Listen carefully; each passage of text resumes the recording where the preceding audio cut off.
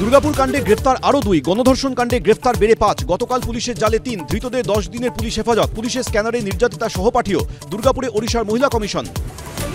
দুর্গাপুর কাণ্ডে চাঞ্চল্যকর তথ্য, 3 বছর আগে আইকিউ সিটি মেডিকেল কলেজে নিরাপত্তারক্ষী ছিল ধৃত শেখ রেয়াজউদ্দিন, ঠিকা শ্রমিকের কাজ করত অভিযুক্ত শেখ নাসিরুদ্দিনও। দুর্গাপুর কাণ্ডে ধৃতের তৃণমূল যোগের অভিযোগ শুভেন্দুর। গণধর্ষণের সঙ্গে তৃণমূল কংগ্রেসের পদাধিকারী অপরাধ করেছে তাই গ্রেফতার হয়েছে। দুর্গাপুর গণধর্ষণ কাণ্ডে শুভেন্দু অধিকারীর নিশানায় মুখ্যমন্ত্রী। উনি এই কাজটা কাল করেননি বলে উনার যে কাজটা করার কথা সেটা করার জন্য বিরোধী দলনেতা এসেছে। বিপর্যস্ত উত্তরবঙ্গে ফের মুখ্যমন্ত্রী, গতকাল হাসি মারার পর আজ নাগরাকাটায় ত্রাণ দিতে মমতা বন্দ্যোপাধ্যায়, মঙ্গলবার মিরিক হয়ে ফিরবেন দার্জিলিংয়ে।